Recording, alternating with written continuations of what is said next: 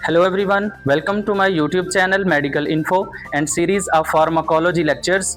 आज की इस वीडियो में हम लोग डिस्कस करेंगे कंजस्टिव हार्ट फेलियर के बारे में कि कंजस्टिव हार्ट फेलियर क्या होता है, कंजस्टिव हार्ट फेलियर को ट्रीट करने के लिए कौन कौन सी ड्रग्स को हम यूज़ कर सकते हैं।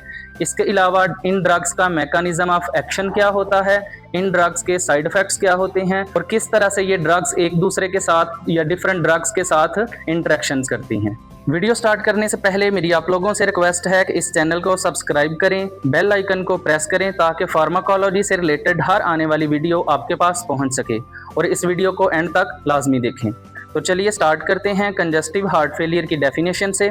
Congestive heart failure is a medical condition in which heart cannot pump blood effectively, resulting in fluid accumulation in lungs, legs and other parts of the body। अगर शॉर्ट टर्म में बात करें तो कंजस्टिव हार्ट फेलियर में जो cardiac output है वो decrease हो जाता है क्योंकि ब्लड जो है properly effectively according to the need of the body blood को पंप नहीं कर पाता, जिसकी वजह से लंग्स में, लेग्स में और different parts of the body के अंदर फ्लूइड जो है वो एक्यूमुलेट होना शुरू हो जाता है, जिसकी वजह से हमें कंजेशन फील होती है, यानी कि सांस लेने में मुश्किल पेश आती है या सीने में जकड़न महसूस होती है। कंजस्टिव हार्ट फेलियर के रिस्क फैक्टर्स में सबसे पहला फैक्टर है क्रोनिक हाइपरटेंशन, यानी कि ज्यादा लंबे अरसे तक अगर आपका ब्लड प्रेशर कंट्रोल नहीं हो रहा, एक टाइम ऐसा आएगा कि ज्यादा ब्लड प्रेशर होने की वजह से आपके हार्ट के ऊपर लोड बढ़ जाएगा। That will lead to congestive heart failure. इसके अलावा वेल्व्यूलर डिजीज हो सकती है। कोरोनरी आर्टरी डिजीज भी एक रिस्क फैक्टर है कंजस्टिव हार्ट फेलियर का।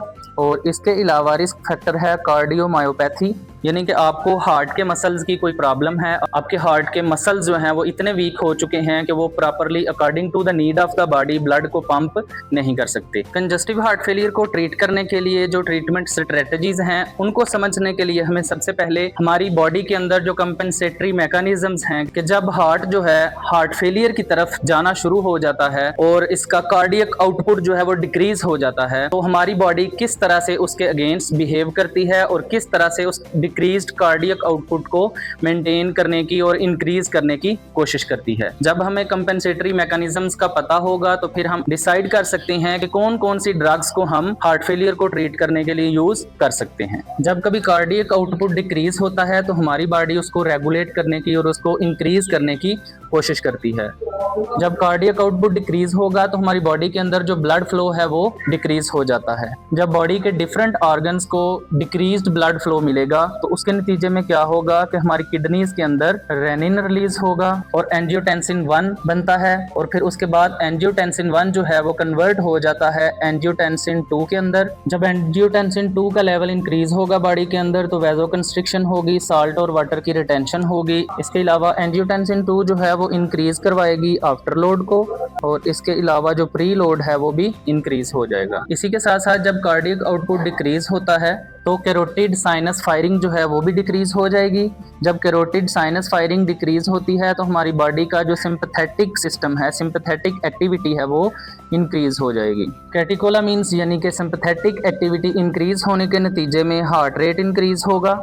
इसके अलावा फोर्स ऑफ कॉन्ट्रैक्शन इंक्रीज होगी और यही इंक्रीज्ड सिंपैथेटिक एक्टिविटी जो है आफ्टर लोड को भी इंक्रीज करेगी और प्री लोड को भी इंक्रीज करेगी, जिसके नतीजे में क्या होगा कि जो कार्डियक आउटपुट डिक्रीज हो चुका था वो इंक्रीज हो जाएगा। तो इस तरह से हमारी बॉडी जो है डिक्रीज कार्डियक आउटपुट को कंपनसेट करने की कोशिश करती है, यानी कि एक साइड से तो ये रेनिन, एंजियोटेंसिन, एल्डोस्टेरोन सिस्टम को एक्टिवेट करती है, जिसकी वजह से रिमॉडलिंग होगी, आफ्टर लोड इंक्रीज होगा और प्री लोड इंक्रीज होगा और ऑटोमेटिकली जो कार्डियक आउटपुट है वो इंक्रीज हो जाएगा।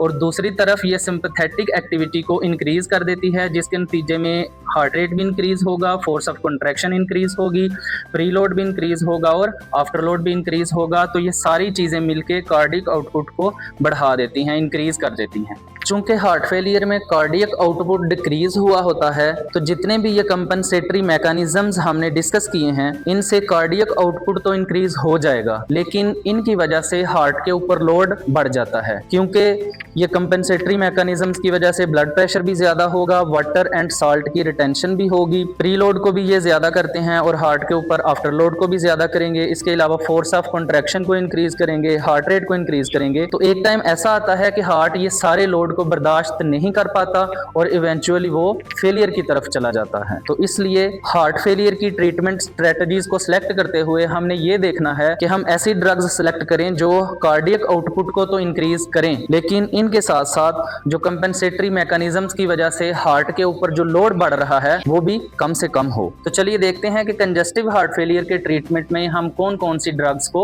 यूज कर सकते हैं। कंजस्टिव हार्ट फेलियर के ट्रीटमेंट में जो हमारे पास सबसे पहला ऑप्शन है वो है एस इनहिबिटर्स यानी कि एंजियोटेंसिन कन्वर्टिंग एंजाइम इनहिबिटर्स। इसके अलावा है एआरबीज यानी कि एंजियोटेंसिन रिसेप्टर ब्लॉकर्स। तीसरा ऑप्शन है बीटा ब्लॉकर्स। इसके अलावा एल्डोस्टेरोन एंटागोनिस्ट को हम यूज कर सकते हैं। डायूरेटिक्स जैसे कि लूप डायूरेटिक्स, थायाजाइड डायूरेटिक्स और पोटाशियम स्पेयरिंग डायूरेटिक्स को हम हार्ट फेलियर में यूज कर सकते हैं। इसके बाद है कार्डियक ग्लाइकोसाइड्स जिसमें जो डाइजॉक्सिन है वो बहुत इंपॉर्टेंट ड्रग है। इसके अलावा एड्रीनर्जिक एगोनिस्ट को हम यूज कर सकते हैं। नाइट्रेट्स और वेजोडाइलेटर्स को यूज कर सकते हैं और फास्फोडाइएस्ट्रेज इनहिबिटर्स को कंजस्टिव हार्ट फेलियर के ट्रीटमेंट में यूज कर सकते हैं। तो सबसे पहले हम लोग स्टार्ट करते हैं एस इनहिबिटर्स यानी कि एंजियोटेंसिन कन्वर्टिंग एंजाइम इनहिबिटर से। इसके अंदर कौन कौन सी ड्रग्स इंक्लूड हैं उनकी क्लासिफिकेशन देखते हैं। एस इनहिबिटर्स के अंदर जो ड्रग्स इंक्लूड हैं सबसे पहले हम उनके नाम याद करेंगे, जैसे कैप्टोप्रिल है, उसके बाद बेनाजोप्रिल है, फिर प्रिंडोप्रिल है, एनालाप्रिल है, रेमिप्रिल, फोसिनोप्रिल एंड लाइसिनोप्रिल। अगर हम बात करें कैप्टोप्रिल की तो मार्केट के अंदर जो कैप्टोप्रिल है वो 25 मिलीग्राम और 50 मिलीग्राम की स्ट्रेंथ में अवेलेबल हैं। इसके अलावा जो प्रिंडोप्रिल है ये एक हाईली पोटेंट ड्रग है। अगर हम बात करें प्रो ड्रग्स की तो प्रो ड्रग हम ऐसी ड्रग को कहते हैं जो बॉडी से आउटसाइड जो है वो इनएक्टिव या फिर लेस एक्टिव फॉर्म में मौजूद होती है। जैसे ही वो बॉडी के अंदर जाती है तो वो एक्टिव फॉर्म में कन्वर्ट हो जाती है। ऐसी ड्रग्स को हम प्रो ड्रग कहते हैं। तो एस इनहिबिटर्स के अंदर जो जो ड्रग्स इंक्लूड हैं उनमें हमारे पास एनालाप्रिल, रेमिप्रिल और फोसिनोप्रिल जो है वो प्रो ड्रग्स हैं। जो एनालाप्रिल है ये भी एक पोटेंट ड्रग है लेकिन ये प्रिंडोप्रिल की निस्बत कम पोटेंट होती है। इसके अलावा रेमिप्रिल जो है वो 5 मिलीग्राम की स्ट्रेंथ में अवेलेबल है।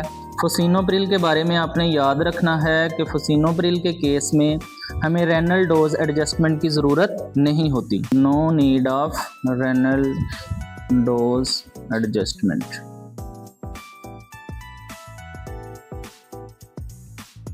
अगर हम बात करें एस इनहिबिटर्स के मैकेनिज्म ऑफ एक्शन की तो जो एस इनहिबिटर्स हैं ये एंजाइम को ब्लॉक करते हैं। कौन से एंजाइम को? जो एंजियोटेंसिन 1 को कन्वर्ट करता है एंजियोटेंसिन 2 में। एस इनहिबिटर्स के मैकेनिज्म को बेहतर तरीके से समझने के लिए सबसे पहले हमें रेनिन एंजियोटेंसिन एल्डोस्टेरोन सिस्टम को समझना होगा। तो चलिए सबसे पहले रास यानी कि रेनिन एंजियोटेंसिन एल्डोस्टेरोन सिस्टम को समझते हैं। रेनिन एंजियोटेंसिन एल्डोस्टेरोन बेसिकली एक रेगुलेटरी मैकेनिज्म है हमारी बॉडी का। जैसे ही हमारी बॉडी के अंदर ब्लड प्रेशर कम होता है या बॉडी का फ्लूइड वॉल्यूम जो है वो कम हो जाता है तो किडनी जो है वो एक एंजाइम को रिलीज़ करती है जिसको हम कहते हैं रेनिन। ये रेनिन सर्कुलेट करता हुआ जब लिवर के अंदर पहुंचता है तो वहाँ पे एक प्रोटीन मौजूद होती है जिसको हम कहते हैं एंजियोटेंसिनोजिन।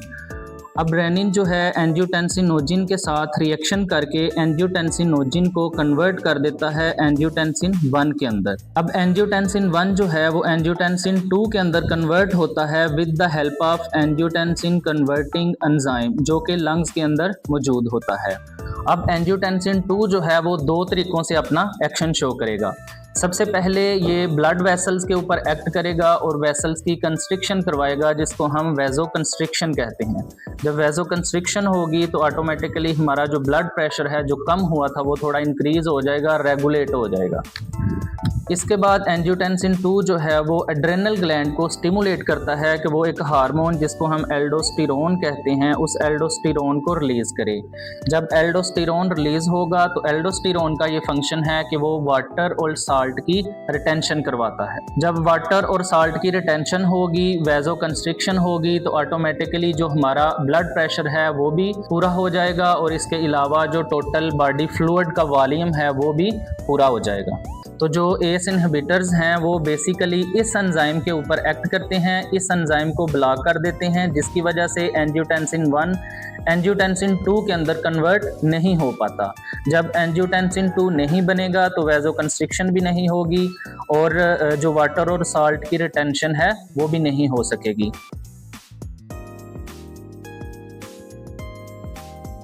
तो एस इनहिबिटर्स का जो मोस्ट कॉमन साइड इफेक्ट होता है वो होता है ड्राई कफ और इसके अलावा एंजियोडीमा।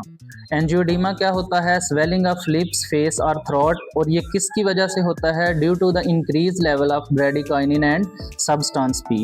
ये ड्राई कफ और एंजियोडीमा जो है ये मोस्ट कॉमन साइड इफेक्ट्स हैं एस इनहिबिटर्स के। इसके अलावा स्किन रैश हो सकता है या फिर हाइपोटेंशन हो सकता है।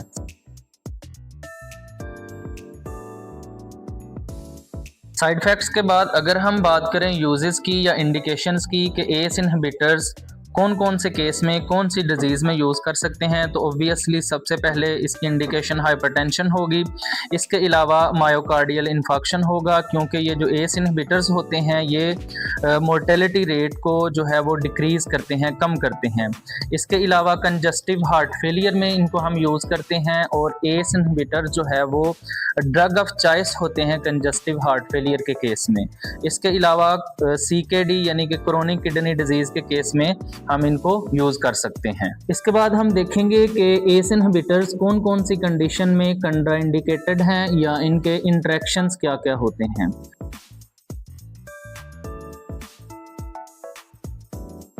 तो कंट्राइंडिकेशन में सबसे पहले है बाइलेटरल रेनल आर्टरी स्टेनोसिस और इसके अलावा ये प्रेगनेंसी में भी कंट्राइंडिकेटेड होते हैं।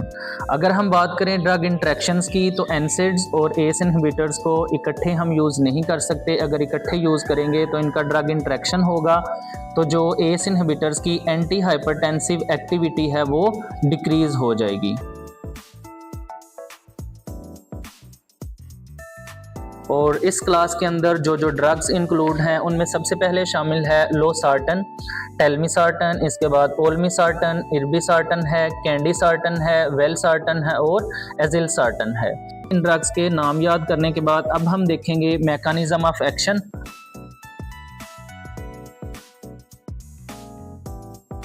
अगर हम बात करें मैकेनिज्म ऑफ एक्शन की तो जो ARBs हैं they works by relaxing the blood vessels by selectively blocking angiotensin 2 from binding to its receptors.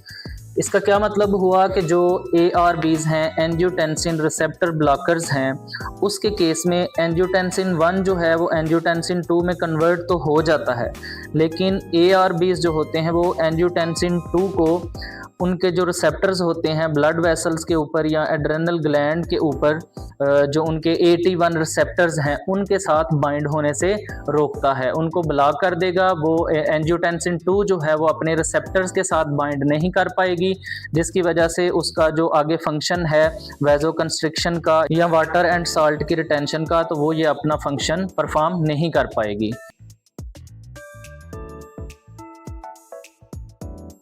अगर हम बात करें side effects of angiotensin receptor blockers की तो उसके साइड इफ़ेक्ट्स में सबसे पहले जो है वो आएगा हाइपरकैलेमिया। ये हाइपरकैलेमिया काज कर सकते हैं, यानी कि पोटाशियम के लेवल को इंक्रीज कर सकते। इसके अलावा हेडेक हो सकती है, डिजीनेस हो सकती है और एंजियोएडिमा भी काज कर सकते हैं।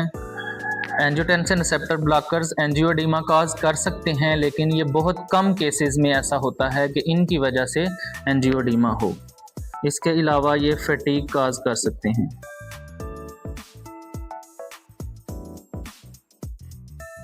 अगर हम बात करें कंट्राइंडिकेशंस की तो ARBs जो एंजियोटेंसिन रिसेप्टर ब्लॉकर्स हैं वो सेम एस इनहिबिटर्स की तरह बाइलेटरल रेनल आर्टरी स्टेनोसिस के केस में कंट्राइंडिकेटेड हैं और इसके अलावा प्रेगनेंसी में कंट्राइंडिकेटेड हैं। एंजियोटेंसिन रिसेप्टर ब्लॉकर्स के बाद जो कंजस्टिव हार्ट फेलियर को ट्रीट करने के लिए या मैनेज करने के लिए हम क्लास ऑफ ड्रग यूज़ करते हैं वो है बीटा ब्लॉकर्स, और इनमें जो ड्रग्स इंक्लूड हैं उनके नाम हैं कार्वेडिलोल, मेटोप्रोलोल और इसके अलावा बाइसोप्रोलोल। हार्ट फेलियर के ट्रीटमेंट में हम तमाम बीटा ब्लॉकर्स को यूज़ नहीं कर सकते, सिर्फ जो सिलेक्टिव बीटा ब्लॉकर्स होते हैं जैसे कि beta 1 receptor selective beta blockers होंगे उनको हम यूज़ कर सकते हैं। क्योंकि क्रोनिक हार्ट फेलियर के केस में एक्टिवेशन होती है सिंपैथेटिक नर्वस सिस्टम की, जिसके नतीजे में नॉरएपिनेफ्रिन का लेवल इंक्रीज हो जाता है। तो हम ऐसी ड्रग्स यूज़ करेंगे जो नॉरएपिनेफ्रिन के लेवल को कम करें, यानी कि सिंपैथेटिक नर्वस सिस्टम की एक्टिवेशन को कम से कम करें। कार्बिडोलोल बीटा 1 रिसेप्टर्स के साथ साथ बीटा 2 और अल्फा 1 रिसेप्टर्स को भी ब्लॉक कर सकती है। मेटोप्रोलोल बीटा 1 सेलेक्टिव ब्लॉकर है और बाइसोप्रोलोल भी बीटा 1 सेलेक्टिव ब्लॉकर है।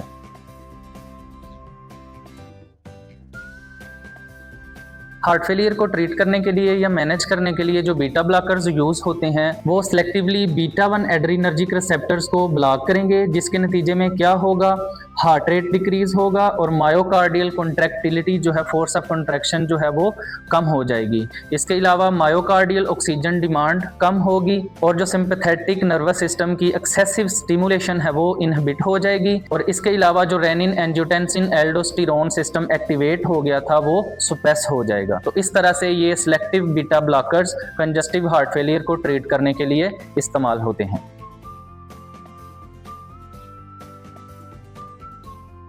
बीटा ब्लॉकर्स के साइड इफेक्ट्स में इंक्लूड है bradycardia, hypotension, fatigue, bronchospasm in case of non selective agents and worsening of heart failure if initiated at high doses. That's why we should start beta blockers with low dose and then titrate slowly. Beta blockers are contraindicated in severe bradycardia, cardiogenic shock and uncontrolled asthma.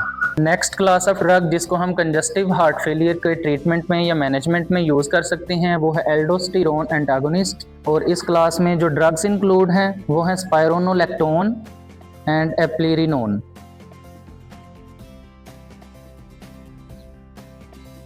जो aldosterone antagonist हैं जैसे कि spironolactone और एप्लेरिनोन है, ये competitively block करते हैं aldosterone receptors को इन kidney, heart and blood vessels, resulting in decreased sodium and water retention, increased potassium retention, reduced preload and decreased progression of heart failure.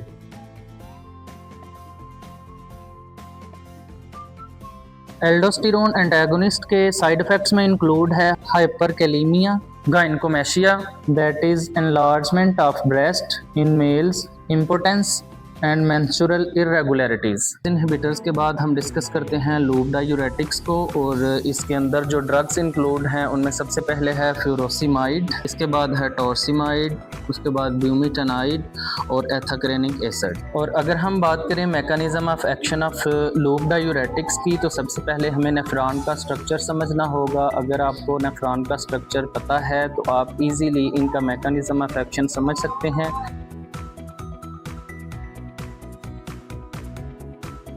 तो लूप डायूरेटिक्स जो हैं वो thick ascending loop of Henle का जो part है वहाँ पे एक को ट्रांसपोर्टर मौजूद होता है जिसको हम कहते हैं सोडियम पोटाशियम 2 क्लोराइड को ट्रांसपोर्टर।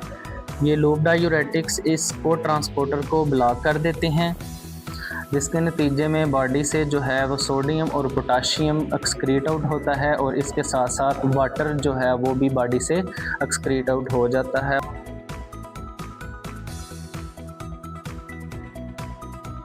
लूप डायूरेटिक्स के साइड इफ़ेक्ट्स में सबसे पहले है हाइपर यूरिसीमिया, दूसरा साइड इफ़ेक्ट है टिनाइटिस, इसके अलावा मेटाबॉलिक अल्कलोसिस काज करवा सकते हैं और हाइपर कैल्सीमिया यानी कि इंक्रीज लेवल ऑफ कैल्शियम।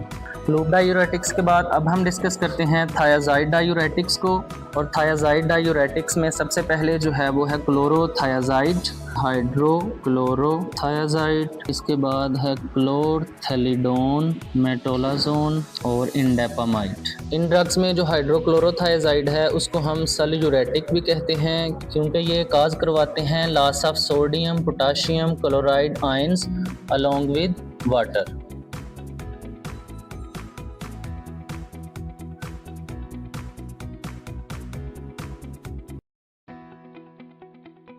तो जो थायाजाइड डायूरेटिक्स हैं ये ब्लॉक करते हैं सोडियम क्लोराइड को ट्रांसपोर्टर को जो कि मौजूद होता है डिस्टल कन्वोल्यूटेड ट्यूब्यूल्स में। इसके अलावा ये वेज़ोडाइलेशन भी काज करवाते हैं बाय अननोन मैकेनिज्म।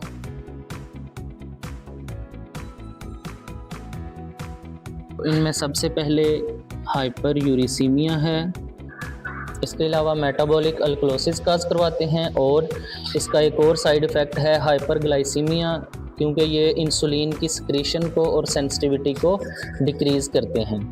इसके अलावा हाइपरलिपिडीमिया काज कर सकते हैं और हाइपोकैलीमिया काज कर सकते हैं। जो नेक्स्ट क्लास है कंजस्टिव हार्ट फेलियर को ट्रीट करने के लिए वो है कार्डियक ग्लाइकोसाइड्स, और इसमें जो ड्रग्स इंक्लूड हैं उसका नाम है डाइजॉक्सिन, जो कि बहुत इंपॉर्टेंट ड्रग है क्योंकि डाइजॉक्सिन एक नैरो थेराप्यूटिक विंडो वाली ड्रग है और ये बहुत सारी ड्रग्स के साथ ड्रग इंटरेक्शन भी शो करती है।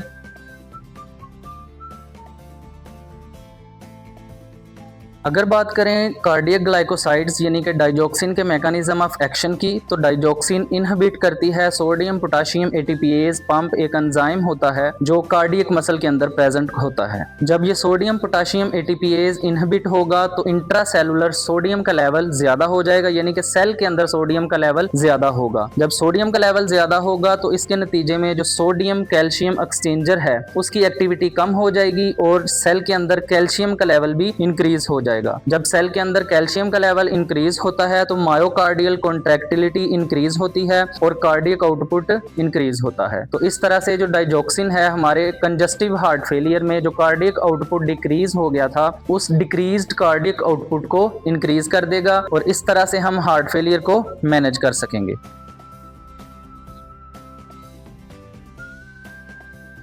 डाइजॉक्सिन के साइड इफेक्ट्स में इंक्लूड है डाइजॉक्सिन टॉक्सिसिटी, और इसकी जो सिम्टम्स होती हैं उनमें इंक्लूड है nausea, vomiting, arrhythmias and visual disturbance. इसके अलावा कन्फ्यूजन, डिजीनेस और xanthopsia means yellow green vision. Heart failure के ट्रीटमेंट में नेक्स्ट क्लास है एड्रीनर्जिक एगोनिस्ट्स, और इसके अंदर जो ड्रग्स इंक्लूड हैं उनका नाम है डोब्यूटामाइन और डोपामाइन, और इनको हम सिर्फ अक्यूट हार्ट फेलियर में ही यूज़ करते हैं जब सिस्टोलिक फंक्शन जो है वो डिप्रेस हो जाता है। इसके अलावा कुछ नाइट्रेट्स और वेज़ोडाइलेटर्स को भी हम हार्ट फेलियर में यूज़ कर सकते हैं, जैसे कि नाइट्रोग्लिसरीन है, आइसोसार्बाइड डाइनाइट्रेट है, हाइड्रेलाजिन जो कि डायरेक्ट वेज़ोडाइलेटर है, नाइट्रोपोरसाइड है और नेसिरिटाइड है। नेसिरिटाइड नेट्रीयूरेटिक पेप्टाइड है और इसका जो मेजर साइड इफेक्ट है वो है रेनल टॉक्सिसिटी। इसके अलावा जो सबसे लास्ट क्लास है जिसको हम कंसीडर कर सकते हैं कंजस्टिव हार्ट फेलियर के ट्रीटमेंट में वो है फास्फोडाइएस्ट्रेज इनहिबिटर्स, और उसके अंदर जो ड्रग्स इंक्लूड हैं उनके नाम है इनामरिनोन और मिलरिनोन। और ये किस तरह से अपना मैकेनिज्म ऑफ एक्शन शो करते हैं, ये काज करते हैं increase in cyclic AMP resulting in increase level of calcium and increase cardiac contractility. इसके अलावा ये वेज़ोडाइलेशन भी